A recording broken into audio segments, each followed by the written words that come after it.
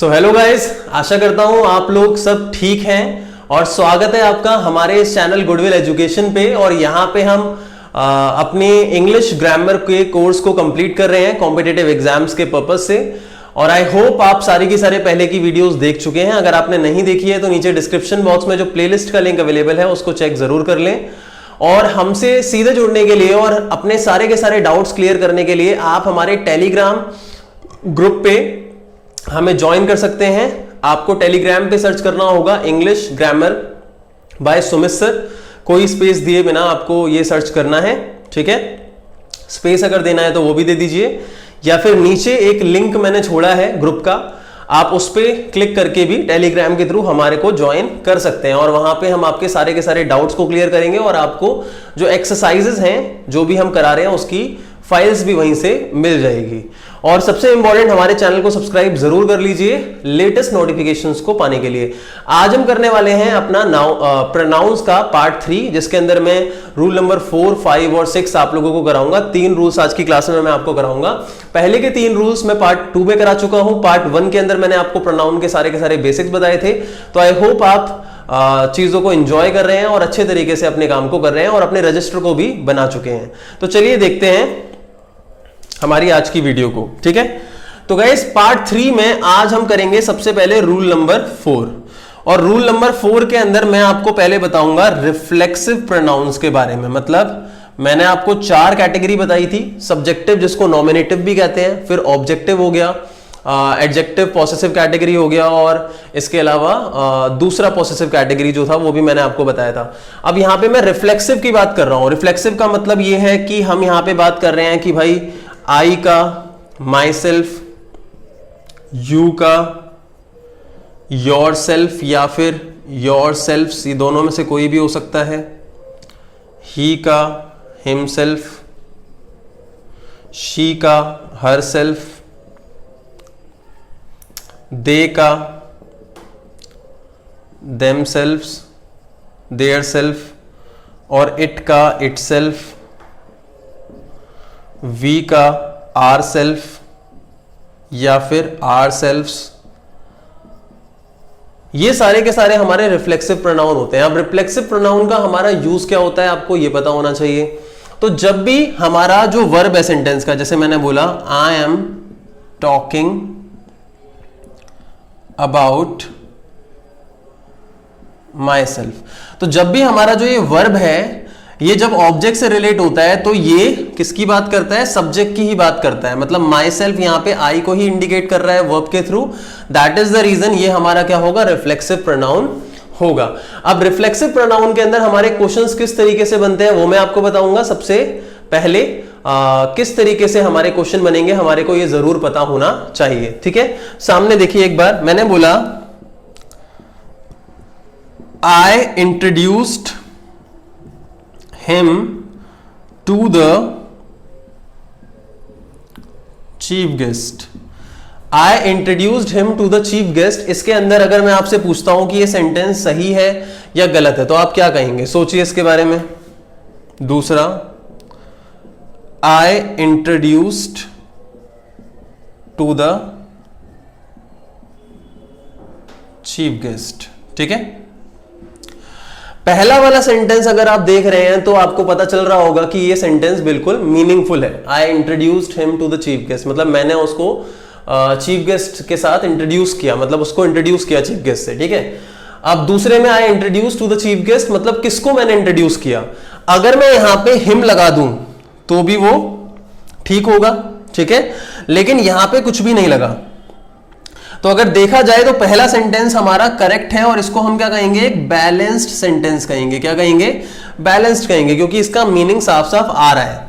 लेकिन ये वाला हमारा जो सेंटेंस है ये क्या होगा? अनबैलेंस्ड होगा। अनबैलेंस्ड क्यों होगा? क्योंकि इसका मीनिंग जो है वो क्लियर नहीं हो रहा।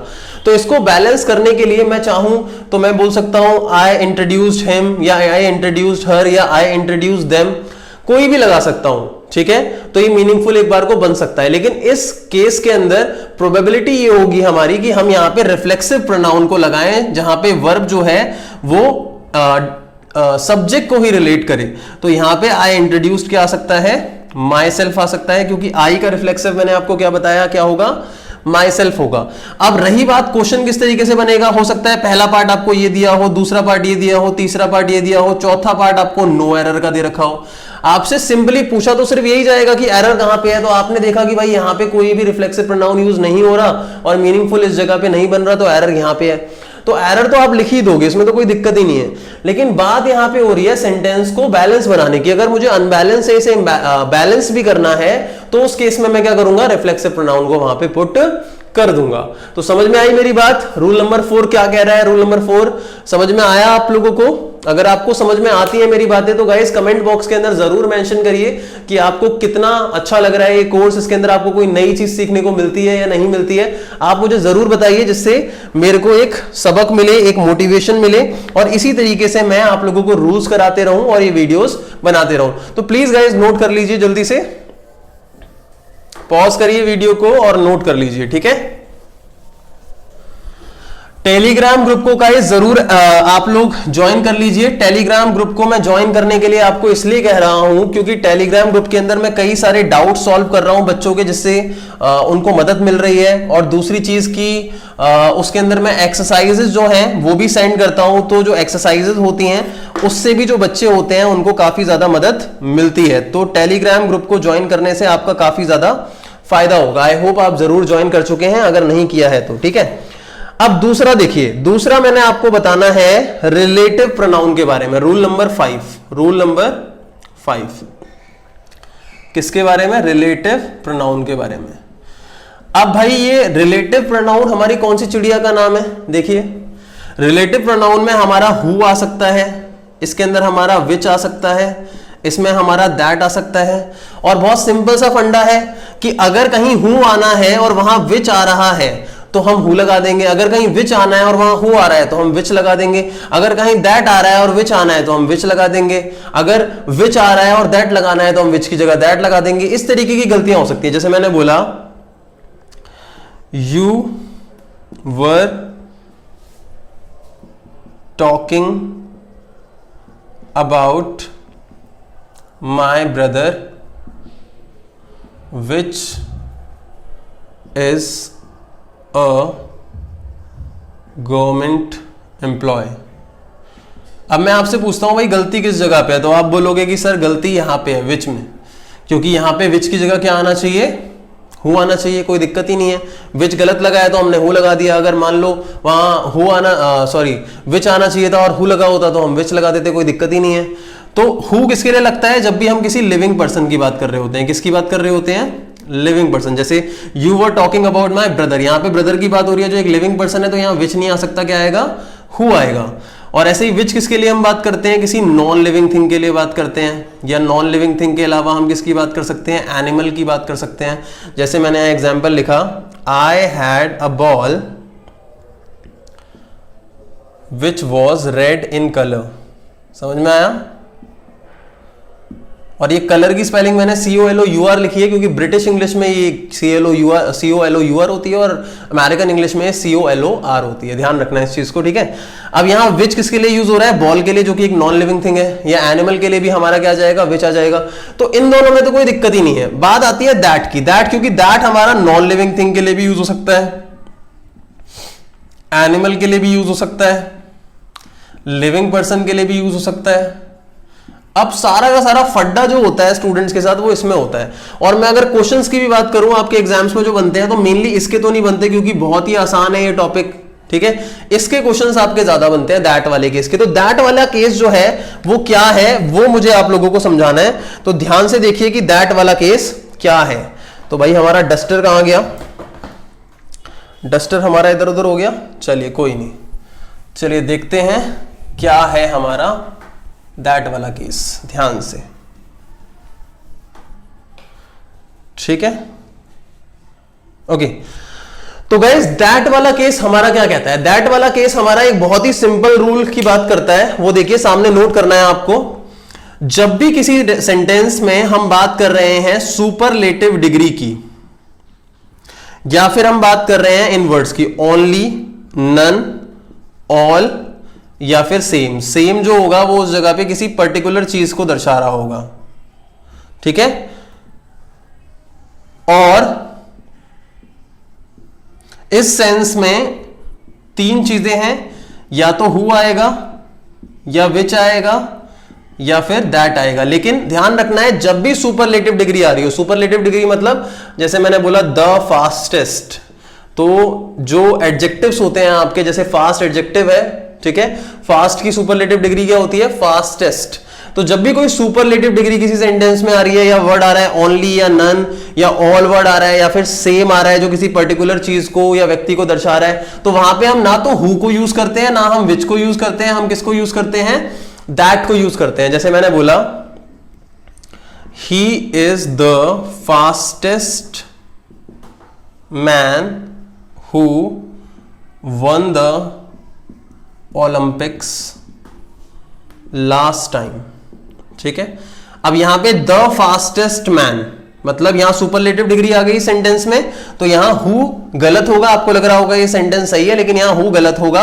हु की जगह क्या आएगा? दैट आएगा। और ये एक शॉर्ट ट्रिक है गाइस, आई होप आप लोग समझ गए होंगे। आप जितने भी अपने सवाल इस तरीके से सॉल्व करेंगे वो एकदम सही सही आपके बैठेंगे। तो यहां पे आपको वो शॉर्ट ट्रिक ही समझाई जा रही है, इस बात को आप समझने की कोशिश करें, ठीक है। पहला समझ में आया। अब ऐसे ही मैं एक नोन सा एग्जाम्पल आपको बताता हूं। जैसे मैंने बोला all which glitters is not gold, ठीक है। अब ऑल विच ग्लिटर्स, तो ऑल वर्ड आ गया ये, तो विच की जगह क्या आना चाहिए? दैट आना चाहिए, कि जो भी चीज चमकती है वो सोना नहीं होती है। All that glitters is not gold, तो ये आपने सुना भी होगा। तो आई होप गाइज आपको रूल नंबर 5 अच्छे तरीके से समझ में आ गया होगा, है। टेलीग्राम ग्रुप को जरूर ज्वाइन करिए जल्द से जल्द। अगर आप एक्सरसाइजेस चाहते हैं, हर एक रूल को अच्छे तरीके से समझना चाहते हैं, तो आप जल्दी से हमारे टेलीग्राम ग्रुप को ज्वाइन जरूर करिए। इसको नोट कर लीजिए, पॉज करके वीडियो को जल्दी से, और प्यारे प्यारे नोट्स बनाइए। नोट्स आप लोगों के लिए बहुत ज्यादा इंपॉर्टेंट है, ठीक है, क्लियर। तो चलिए रूल नंबर 5 के बाद आज की जो हमारी वीडियो का लास्ट रूल है, आज वो हम करेंगे रूल नंबर 6, ठीक है। तो रूल नंबर 6 हमारा क्या कहता है गाइस? देखिए रूल नंबर 6 हमारा क्या कहता है, ठीक है। रूल नंबर 6 हु या हुम, ठीक है। किसी भी सेंटेंस में जब हम रिलेटिव प्रोनाउन की बात करते हैं तो वहां हु विच दैट मैंने बताया। अब यहां दो चीजों की बात मैं कर रहा हूं, हु या हुम, मतलब किसी सेंटेंस में हु आना चाहिए या हुम आना चाहिए। किस सिचुएशन में हु आएगा, किस सिचुएशन में हुम आएगा, ठीक है। हिंदी मीनिंग की अगर मैं बात करूं तो हु का मतलब होता है जो, और हुम का मतलब होता है जिसको। क्या होता है? जिसको। WH family word interrogative sense में मैं बात नहीं कर रहा। हु का मतलब कौन और हुम का मतलब किसको होता है। यहां पे मैं जो कनेक्ट, एक तरीके से एक कंजक्शन पॉइंट ऑफ व्यू से, कनेक्टर पॉइंट ऑफ व्यू से ये वर्ड यूज होते हैं, उस तरीके से मैं बात कर रहा हूं। तो हु का मतलब होता है जो, हुम का मतलब होता है जिसको। जैसे वह वो लड़का है जो कल मेरे पास आया था, he is that boy who had come to me yesterday. समझ में आया इस सेंस के अंदर। अब हु कहां लगाएं और हुम कहां लगाएं, ये ध्यान रखो। हु हमेशा क्या रखता है? सब्जेक्टिव पॉइंट ऑफ व्यू रखता है, और हुम हमेशा क्या रखता है?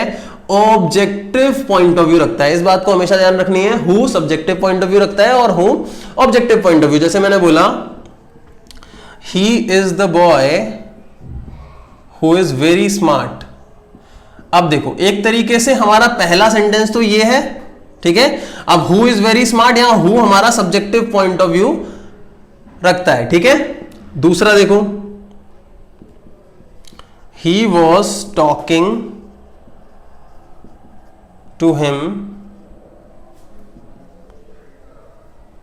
whom I don't like।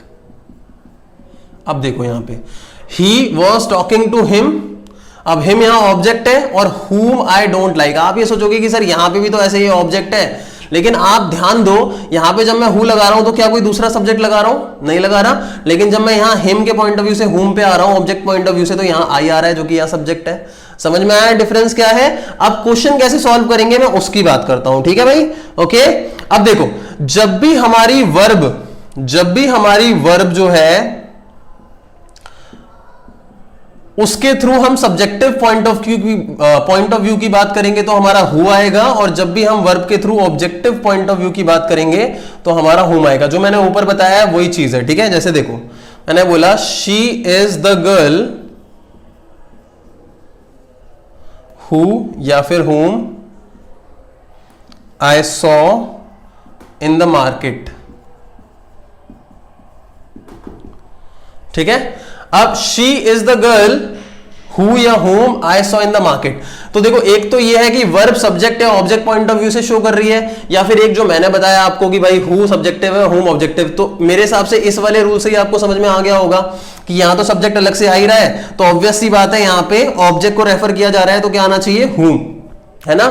लेकिन अगर मैं वर्ब के पॉइंट ऑफ व्यू से बात करूं तो शी इज द गर्ल। अब यहां पे हमारी जो वर्ब है, ठीक है, आई सॉ मतलब किसको देखा हमने, उस गर्ल को देखा, तो गर्ल यहां पे क्या है, ऑब्जेक्ट है, तो अल्टीमेटली हमारा क्या आ गया, होम आ गया।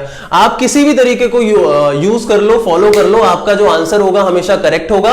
और गाइस सबसे इंपॉर्टेंट चीज, अगर आप हमारे टेलीग्राम ग्रुप पे हो, जब भी मैं आप लोगों को एक्सरसाइज भेजता हूं उसको तभी के तभी सॉल्व जरूर करो, क्योंकि अगर आप एक्सरसाइजेस को सॉल्व करते रहोगे तो आपकी प्रिपरेशन बहुत ही अच्छी रहेगी और आपके एग्जाम्स के अंदर आप क्रैक जरूर करोगे एग्जाम को। स्पेशली इंग्लिश की अगर मैं बात करूं तो प्लीज आप सारी की सारी वीडियोस को पूरा देखो, टेलीग्राम ग्रुप को ज्वाइन करो, जो भी मैं टास्क वहां पे भेज रहा हूं उसको फॉलो जरूर करो, उसको कंप्लीट जरूर करो, मुझे आंसर्स भेजो, अगर कोई डाउट है तो वहां पे मेरे से डाउट पूछो।